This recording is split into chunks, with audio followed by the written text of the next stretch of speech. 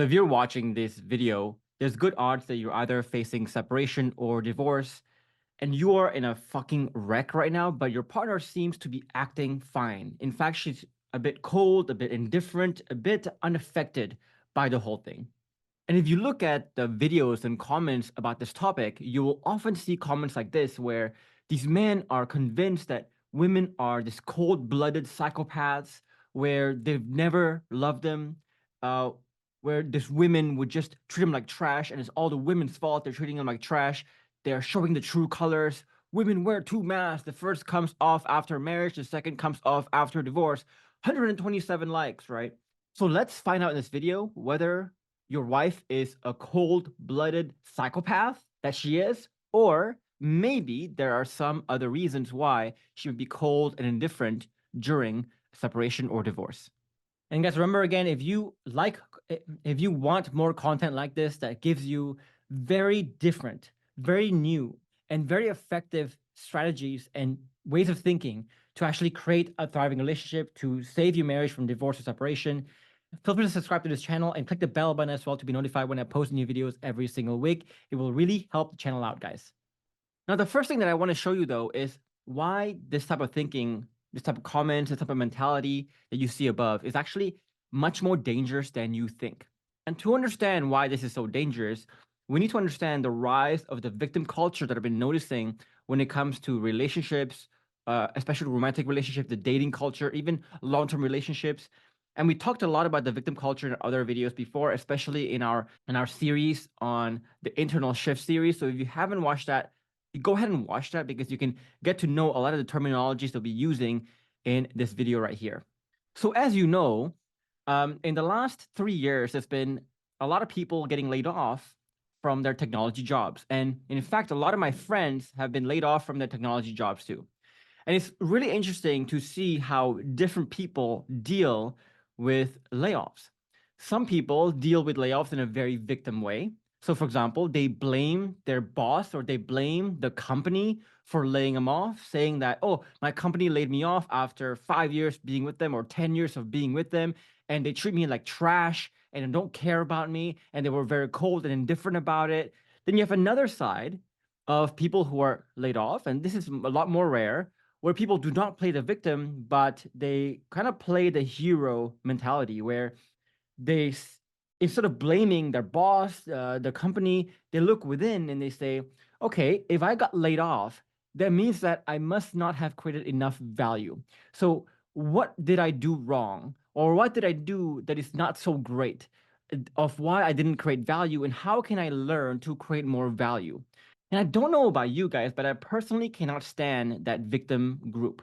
I tend to stay away from that group because it's very far away from how I think and how I approach life as well. I don't approach life like a victim. And I think a lot of you can relate to this example here because I think in the last 3-4 years, you'll see a lot of people getting laid off, and you'll see a lot of people on social media, for example, getting laid off. And it's interesting to see how differently some people rant about it. Some people rant about it in a very victim way, blaming other people for what happened to them. And while some people do not play victim and they just say, whatever happened to me is because of what I did. If I got laid off, it must be that I didn't do well enough, so I need to learn how to do better. Very different narratives on the same event. And when we transpose this to a work setting, we can see a clear difference between the victim and hero mentality, but also the absurdity of the victim mentality too. But this is exactly what is happening with relationships too. When your partner leaves you, basically you have been laid off from your relationship. And a lot of people, they're so okay with the victim mentality in relationships when they get laid off per se, but they're so not okay when it comes to victim mindsets in career. So this guy, for example, one day ago, he made a comment that says, my partner is saying that if I cannot pay the rent, I cannot be back home. My job changed the payroll date, so I don't have the rent money because of that.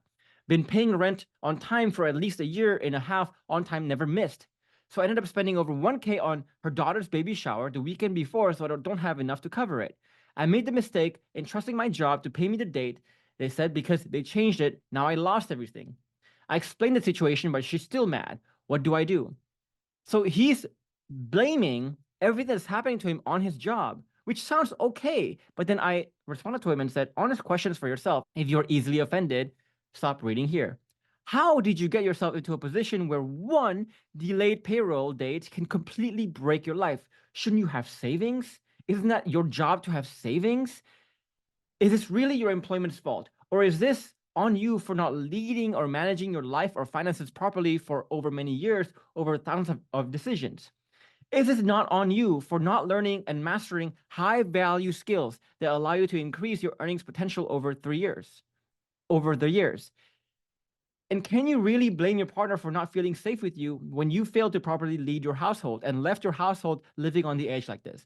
And I get a lot of people are going to look at my comment and say like, oh, Jeff, you are so detached from your reality. You don't understand what it means to make current day wages after current day's inflation. Guys, okay. If you know my story, I've been to poverty before. Poverty and not enough money is not a character trait. It's a state of mind. It's a state of your life. Like, it's not like you are born with being poor and you cannot get out of being poor.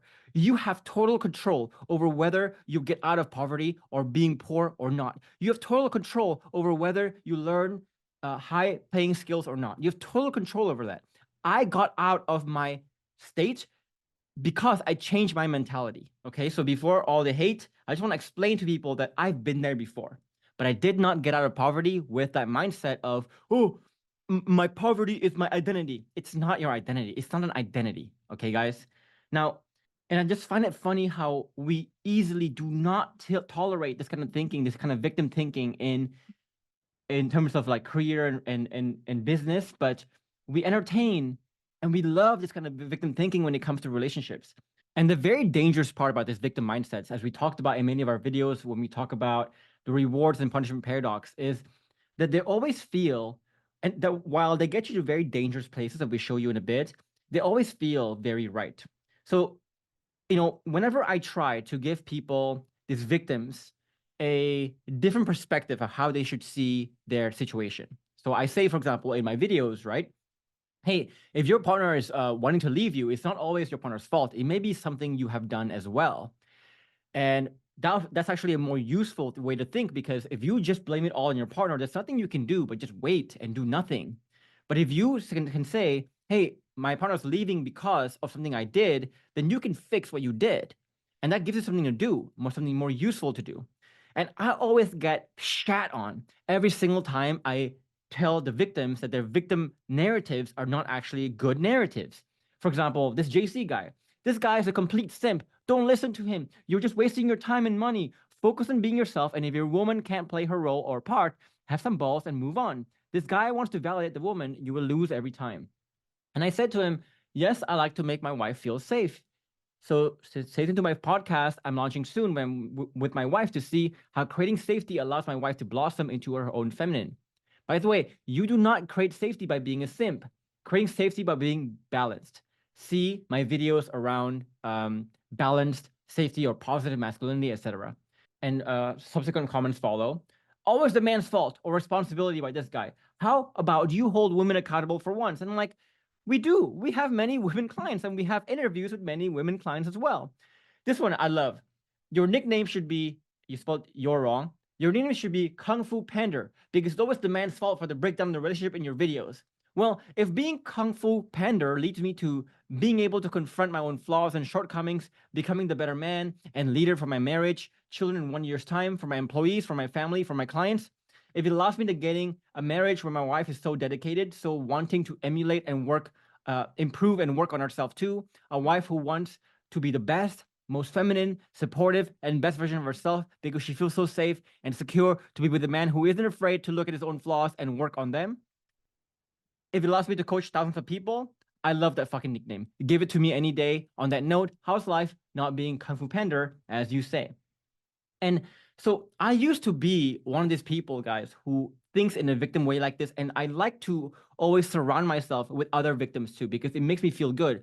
And I used to be the person too, whenever a non-victim would come to our victim group, I would join the crowd, the mob, as you say, and I would shed on this non-victim to say, you don't understand, right? We're born from different neighborhoods. We're from different childhoods. You don't understand. You don't relate. Just like the people earlier who probably hate me for saying that, hey, if you're poor, it's maybe on you that you're poor, not on anybody else fault. A lot of people may be very, very angry when I say that too. And we were always so convinced. I was always so convinced that I was right. My victim mindset, my victim mentality was always right. But were we?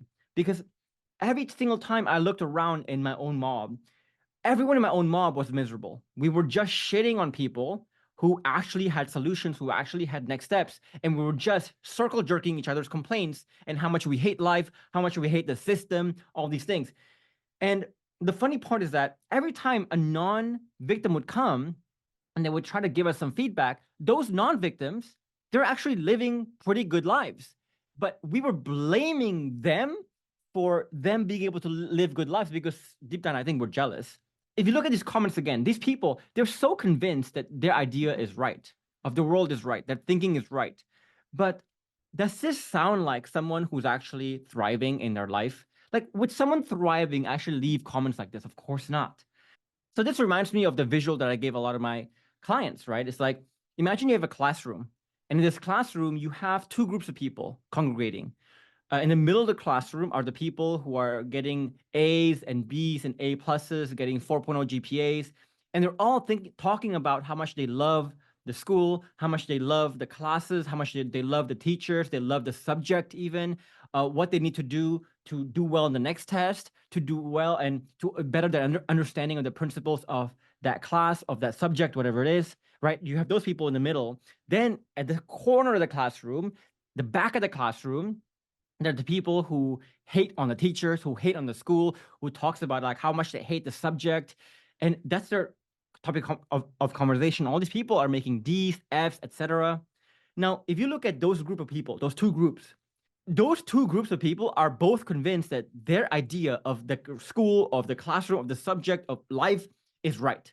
And if one member of the people who are A plus goes to the people who are F's, he will get shat on. The same way, if the people who are F's go to the people who are A's, they will get shat on too in different ways, of course. These two groups don't intermingle. They're thinking about two very different ideas, but both feel exactly like they're right. So how can two people with different ideas be right? It's impossible. It's logically impossible. So here's what I realized. Whether you're a victim or a hero, your view of your victim mindset or your hero mindset will always feel right. But one is right going backwards, the other is right going forwards. And so this is something you need to keep in mind when you're getting feedback from the internet. A lot of feedback can feel right. My feedback and other people's feedback can both feel right, but one is right going forwards and more forwards, and one is right going backwards often. So this is what we call, again, the rewards and punishment paradox. And so if you don't know what this term is, then you can watch the internal shift series that I have to understand more these terms and more to understand like why the victim mindset always feels so right. So then I ask myself, right, if I feel right, but my right is going backwards, and there is another right that I can feel that puts me forward, why the fuck am I choosing to actually stay in this victim mob? This victim mob is not giving me anything but just a stroke of an ego. It's just jerking off my ego right now. So really think for yourself, reflect for yourself here. If you look at comments like this, or if you look at comments like this, what does it really give you? Besides an ego stroke to tell you you've done everything you can, there's something else you can do, this is all your women's fault, all women are evil. What does it actually do? What does it actually give you in terms of useful things, next steps for you to do? If you think about it, nothing. Does it help you in any real way? So comment below if you see comments like this, and if you see yourself sometimes like even subtly gravitating towards his comments, because it's easy to play the victim. Another very dangerous part about the victim mindset, again, is the self-fulfilling prophecy or the self-fulfilling nature of it, and how blind victims are to other alternatives because of the environment they create. So to understand this one, I want you to imagine that you are a business owner. And in your business right now, you have 3 employees. You have one employee that's doing very, very well, thriving, A plus everywhere, takes initiative, right? Takes feedback very well, very humble. Then you have another employee who's like mediocre. He doesn't do a great job, but he does okay job. But again, you want your company to be great. You don't want your company to be okay. You want your company to be great. So the problem though is that whenever you try to tell this person that, hey, you need to improve on these areas, even though you tell it in a very nice way, they will shit on you. And they will justify whatever they've done and tell you, for example, like, hey, can you not be an asshole? And can you not focus on what I've not done? Can you focus on what I've done? I've done a lot. Let me tell you what I've done. I've done this. I've done this. I've done this. I've done this. How dare you say that I'm not doing enough? Then you have another employee who is doing downright a bad job. But again, whenever you try to tell him, this person, that, hey, here's areas you need to improve, he does the same thing. Well, how dare you say that? How unappreciative of you, how machinistic of you, how businesslike of you, etc. I mean, if you were facing these two employees where you want trying to get them to improve, but every time you're trying to get them to improve, they retaliate back on you, you will think, man, this is quite unsustainable. So one day you decide, hey, sorry, man, I gotta let this go. I gotta let this guy go.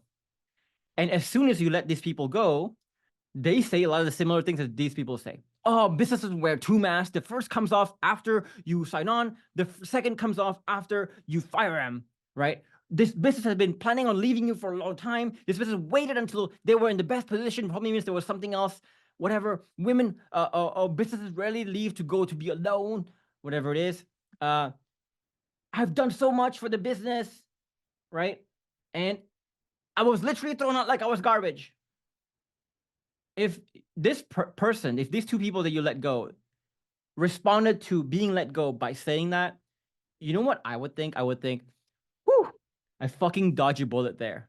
Because this kind of attitude, this kind of victim attitude, is exactly why I couldn't coach him in the first place. And probably exactly why they were performing badly in the first place. And if that's how they respond, I'm like, this is great confirmation that my decision to fire him or let him go is the correct decision. And the funny part again is that that employee will always, for the rest of his life, feel very, very embittered to the employer. Because again, we talk about the self-fulfilling prophecy of your paradigm. So if your paradigms right now is of a victim mindset, that if you get laid off, if you get dumped on, that it's your partner's fault, that it's the business' fault, it's other people's faults, but never yourself. Whenever you do get let go, you'll always interpret that as, oh, it's their fault. You'll always feel embittered. And when you feel embittered, the action you do will be also from that place of embitterment. And the outcome is that, again, the business is going to look at you and go, good for me to fucking firing that guy. I dodge a bullet. And your partner, if you respond in these ways, where you shit on your partner for having the courage to tell you, hey, I only have one life right now, and I don't want to spend my one and only life with you anymore. Think about, first of all, how much of a big ass that is to have someone live and spend their one and only life with you, and for them to not want to do that. And then you respond to that by saying like, well, fuck you. I knew you were evil. Well, of course she's going to leave. And so when she leaves even more, it cycles back again. And they say, see, I knew it. I knew what my woman was evil, because even when I'm begging her to stay, even when I guilt trip her into staying, she wants to leave even more. Well, no shit, Sherlock. That makes no sense whatsoever, right? So these people will always be embittered, and they'll always see their life and women as horrible human beings. But are women actually horrible human beings? Or is it that their actions kind of support their reality? The actions create their reality. And so these people, right, in the comment section, they'll never really know why women or relationships can never, or life, people in life never really jump over fences to be with them. And they'll always have a very negative view about women, etc. In fact, some people's idea of women have become so bad to the point where they say stuff like this, where they say, guys, want to avoid all this unnecessary drama, heartbreak, and passive-aggressive abuse? It's simple. Avoid serious relationships with women. And this got 108 likes. I mean, I don't even know what to say to this guy. This is ridiculous. And that's why I say this is so, so dangerous, guys. Right? If you think in victim ways, if you think in tethered ways, if you think in FAA bias, the 14 mind viruses, you need to learn how to get rid of it very fast, because they will always feel right. You'll always be blind to how dangerous they are. and and that will create your reality that will make it worse over time. And it's just a very bad downward spiral that you want to avoid at all costs. So now that we talked about what not to think, what not to do, what not to how to not respond, let's talk about alternatives here. Let's talk about what is actually going on in our mind to understand what we need to do instead. Okay, so first of all, I want to stress here that it is actually really hard for women to leave. So there's always this narrative that men have, especially the men in the comments above, that um, that the courts favor the women, that women stand to gain a lot when they leave, and how the women are literally leaving them without any thought, without any feeling, that it's easy for the women to leave them. But in reality, it's actually very hard for women to leave, arguably, in some cases, harder than men because they lose more than men. And I'm not going to debate here who is worse off, men or women, during divorce, but let's think about this for a sec, okay? If you're a woman and you leave, think about the historical investment loss, the historical time loss. Let's say you've been together for 10 years. Think about the 10 years of memories, the 10 years of your life that you wasted with the wrong person, that you have invested in the wrong person. Think about the fear of the unknown, of going out into the world and being single and having no one to wake up to every single day, having no one to be with every single day. Think about the financial loss for women. And for a lot of women, their financial loss tends to be greater in the short term. Think about the loss of great memories. Or think about the fact that you're going to have to carry that trauma of the bad memories forever, too. Think about the risk of being labeled or mislabeled and misunderstood by men like the above, leaving comments about how shitty their wife is all over the internet and all over to the family. And you are basically a social pariah for the family for a very long time. Think about that, for example. Think about the risk of breaking apart the family unit if you have children. Think about the acceptance that for the last 10 years or so, you have chosen wrong. And this is a big one that men cannot say, is that for women, their biological clock runs out earlier. You know, for my wife, for example, she was crying to me when she was 22. And she was so worried because, like, what she said was, you know, I see a lot of my friends, Jeff, who are 30 something and they haven't found the right person yet. And when you haven't found the right person at 30, you are having a midlife crisis as a woman because you maybe only have 2-3 years to find someone, have a baby with them, because after that, you have lost, you have your biological clock has run out. And once your clock has run out, you are worth very little in the dating market now. Right. And then not to mention after fucking menopause, your worth is in her eyes was pretty much zero.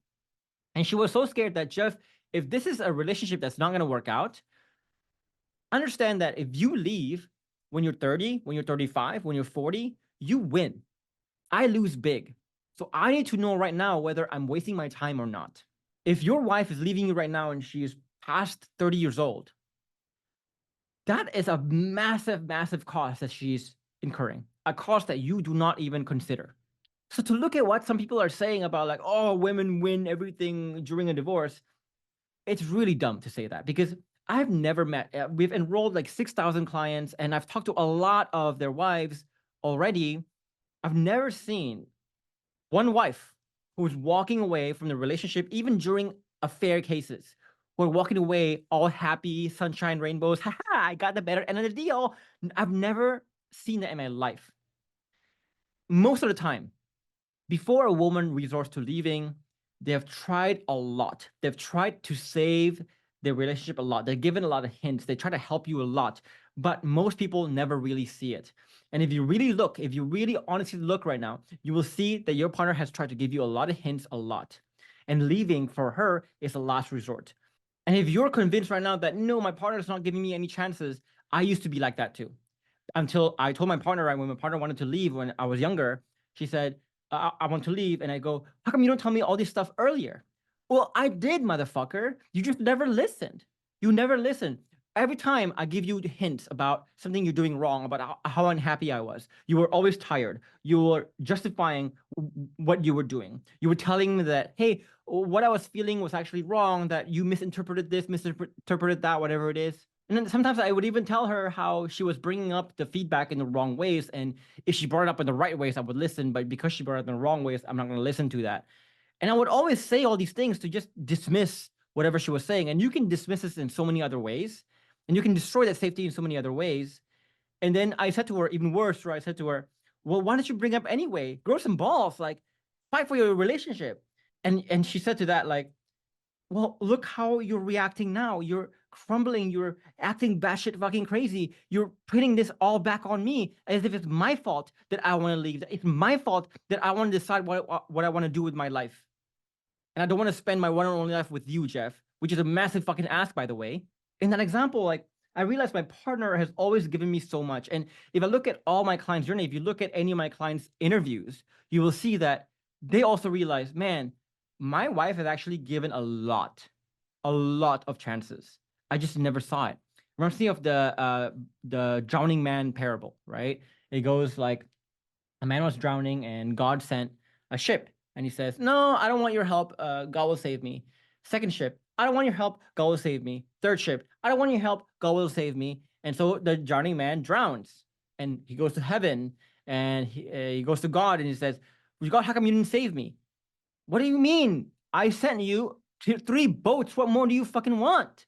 So understand, the whole point of this is to understand that when your partner is at the point where she wants to leave, where she wants to divorce, where she initiates divorce or separation, she is at the point where things feels completely hopeless in her mind. It's not coming out of nowhere in her mind. It's not coming out of the blue. It's not that a split-second decision, an overnight decision. It's a decision she's been thinking about for a very long time. And this is the only last resort that she can see being a viable last resort. And the hopelessness here comes from what we call the catch-22.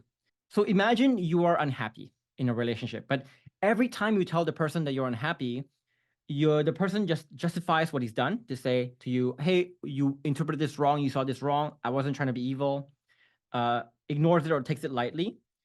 They make a lot of empty promises to be better, but they never deliver on those promises. Maybe they even threaten to leave and dump you and treat you like trash. Maybe they accuse you of not appreciating what you've done and being unappreciative, tells you that you're wrong to feel what you feel. How would you feel if you tell someone I'm unhappy and they respond in those ways?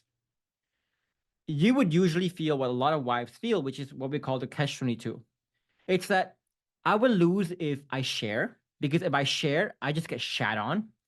I will lose if I don't share, because if I don't share, then the problems will never be known. And if the problems are never known, then we cannot resolve it. So if I lose if I share, if I lose if I don't share, what's my only option? To leave. So here's the key takeaway from this.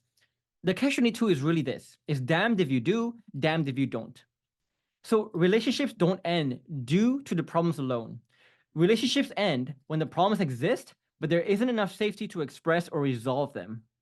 It's when people feel the catch-22.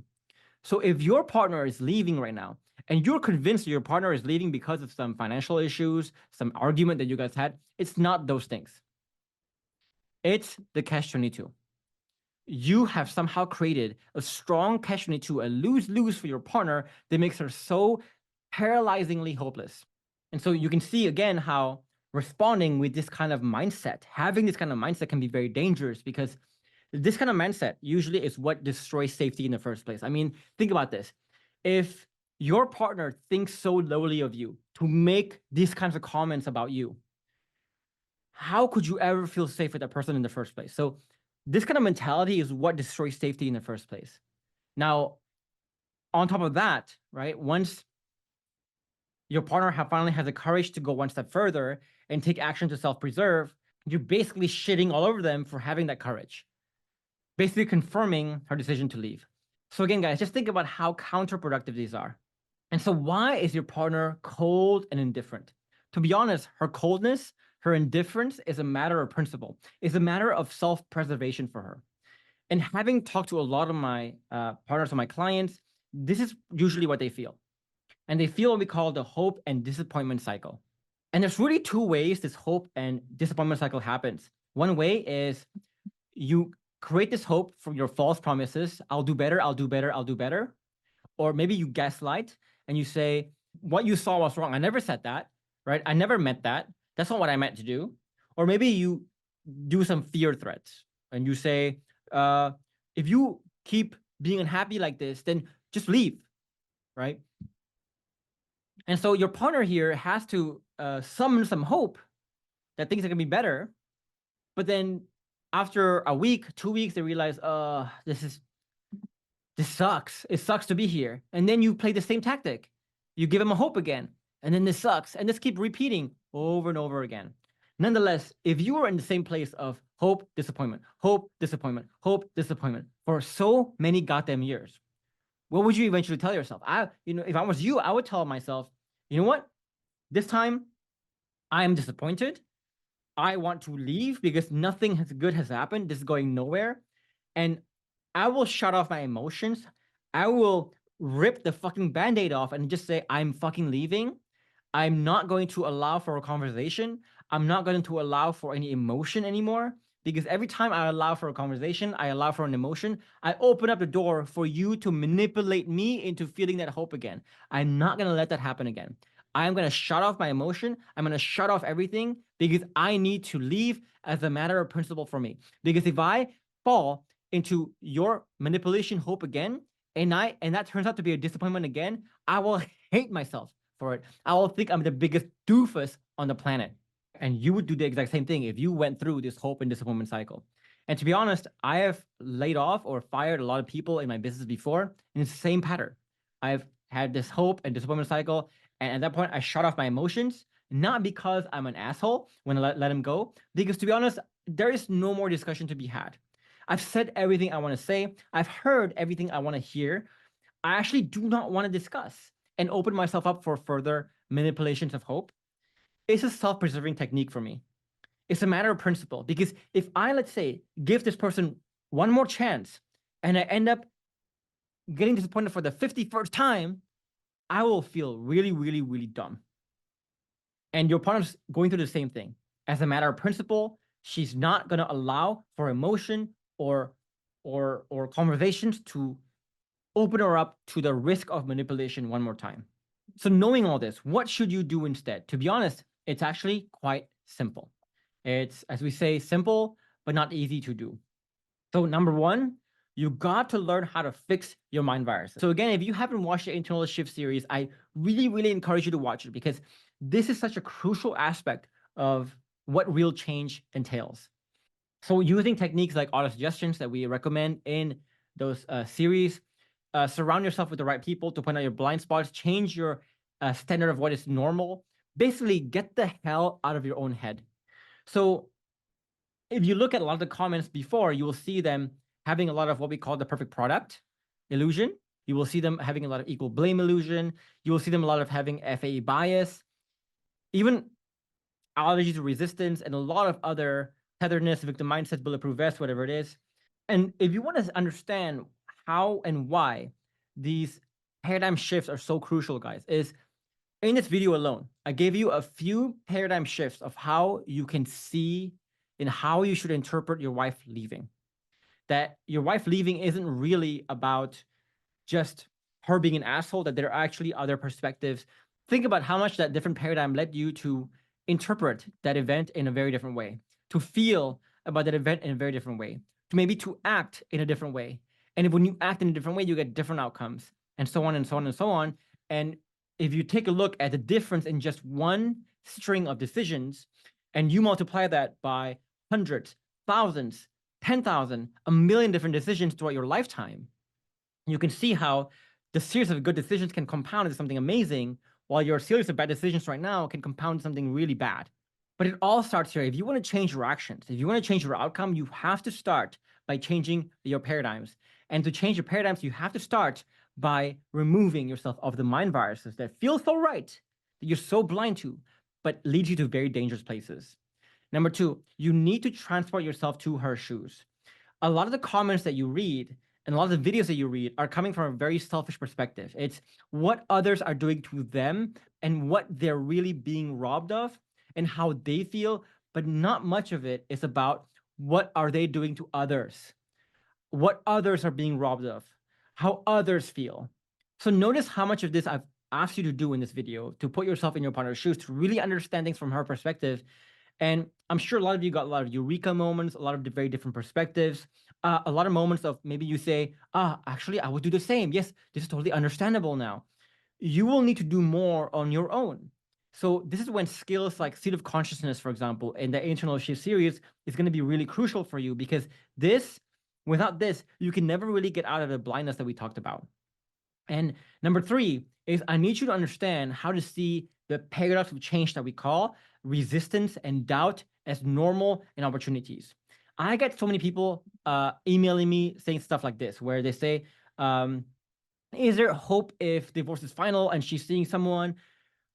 This shows me that these people do not really understand what the journey of saving relationships and creating thriving relationships is all about.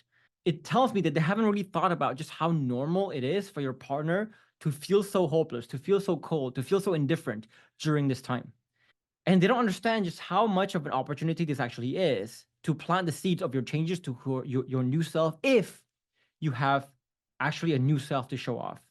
So I have a wonderful video about this where I outline to you why, when your partner tells you that things are hopeless, give you a lot of resistance and a lot of doubt, that's actually a massive opportunity. I even show you here some snippets of what you can say to your partner that is going to be much more productive than just giving up, that a lot of people do.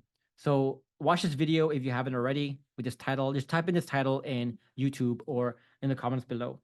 And number 4 is always you have to recreate your 5-pillar relationship. So if you have joined the masterclass, then you will know what the 5 pillars of the relationship are: emotional safety, psychological safety, mutual admiration, goal alignment, and sexual passion. And in order for you to create this, you need to pay attention to the 4 ingredients of creating these 5 pillars. So you need to give a lot of evidence of positives, right? So you need to give a lot of evidence that you have changed. Absence of negatives. So you need to show your partner that there's no more of the old self. You need to allow your partner to see this for herself. So agency to feel and fall on her own accord, on her own time, on her own principles, and the time to do so. Now, if you look at a lot of decisions in life, there are a lot of decisions you make that you haven't really surrendered to. And these are decisions you make where you have second guessed yourself. And usually when you second guess decisions, is usually when you have one of these 4 missing. Let's say you are trying to hire an employee, let's say, or choose a partner in this case. You see a lot of positive things, but you also see a lot of negative things. Can you truly trust that person? Usually not. You need both. So let's say you have both now. You have a lot of evidence of positives, but you also see that I don't see a lot of negative things, but then this person is always forcing you and rushing you to make a decision to pick them. That rush is going to feel a bit fake. It's going to be hard for you to surrender to your decision with this rush, without this time. So you need all 4 to allow your partner to surrender. And so we'll leave you a video down below when we talk about these 4 ingredients a bit more as well. But at the end of the day, you need to recreate your 5-pillar relationship, because like we always say in our videos, right? In our masterclass too, when you create your 5-pillar relationship, your relationship becomes unbreakable. There is really nothing else you need in a relationship besides these 5 pillars. Because think about it philosophically. If you have the relationship that allows you to share all your feelings together, to admire each other, to discuss whatever things you need to do from a place of admiration, to allow you to get goal alignment, where your dreams and your path seem so aligned, so deeply aligned that you feel like you cannot get a replacement of this anywhere else, and you feel this intense sexual passion. Let's say you have a problem that comes to your life. Okay, so fucking what? We have all the 5 pillars to thrive through that problem. So when you have the 5-pillar relationship, problems are now massive opportunities for you to get even closer. And number 5 is, of course, you must possess the internal shifts and the framework. So again, we have the internal shift series. We're going to make the framework series eventually for you guys. Watch that, and if you want more, if you want to understand more of how to create your 5-pillar relationship and to go deep into the internal shifts and the frameworks beyond just what we give for free, join us in our masterclass. In the masterclass, we'll show you the exact steps all my clients have used to take it from ground zero to where they are today, and to basically reinstill hope in your partner, but in a real way, in a genuine way that will allow your partner to soften her cold demeanor, her indifferent demeanor. Because deep down, I think your partner is actually in pain, but she has to put on a face because, as a matter of principle, she cannot allow herself to be disappointed ever again. So, if you want, again, a program that shows you the real changes, join that masterclass. At the end of the masterclass, we'll show you how to apply for the program if you're interested. But for now, guys, I hope that was really helpful for you guys to see it from a different perspective. And I'll see you guys in the next video.